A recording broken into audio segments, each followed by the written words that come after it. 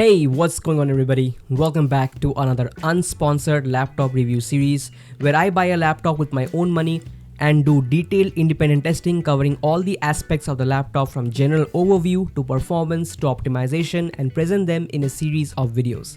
These videos take a lot of effort to make both monetarily and mentally. Maintaining independence for a small channel like this is very hard. So please consider subscribing and turning on notifications. And consider supporting the channel by purchasing your preferred laptops from the affiliate links linked in the description. When you purchase using those links, I get a small commission without any extra cost to you, and that's what keeps this channel alive and this community going. So the laptop of choice for this series is the Lenovo LOQ with the i5-12450HX and the 115W RTX 4060.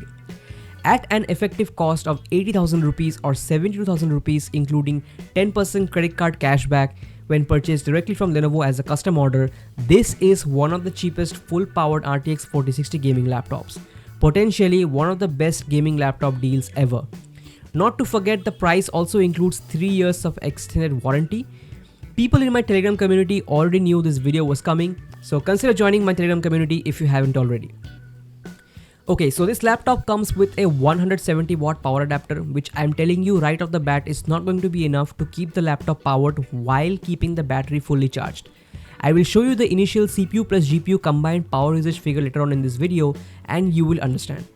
But nevertheless, I'm going to do my entire review with this 170W power adapter before requesting the 230W power adapter because that's only fair.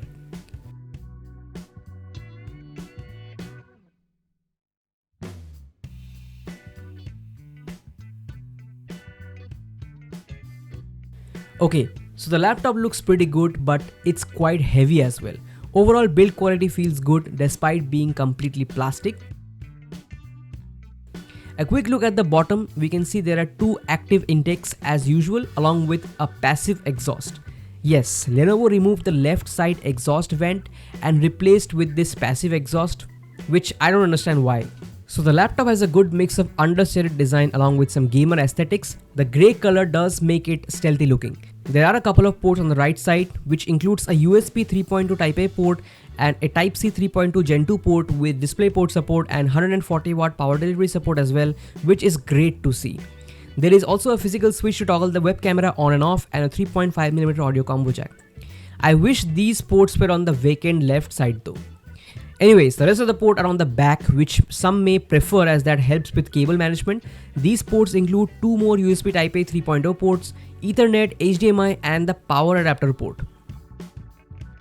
Display on this unit is a 1080p 144Hz 300 nits 100% sRGB IPS panel, which is the minimum display specification that I expect in this price category in 2024. The 100% sRGB color gamut means colors look properly saturated unlike 65% sRGB displays.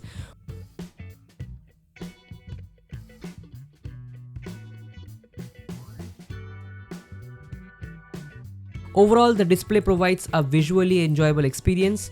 Oh, and this display also supports G-Sync as this laptop supports Advanced Optimus, which provides you with seamless mux switching and variable refresh rate when gaming to prevent screen tearing. However, the same positive thoughts can't be said for the speakers though. In short, these are the worst gaming laptop speakers that I've ever heard.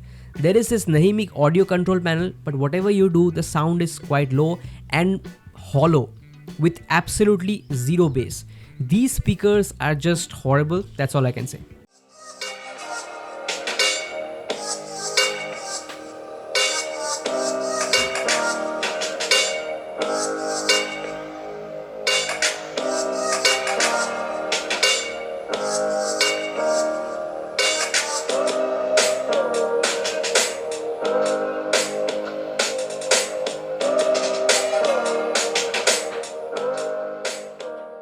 The keyboard has a good layout and the keys are large and well spaced with full-sized arrow keys, but the keys themselves don't provide much feedback and feel a bit mushy to me. I was honestly expecting a much better keyboard coming from Lenovo. The keyboard has two levels of white backlighting and pressing Function plus Q allows you to toggle through the various performance profiles indicated by the LED light around the power button.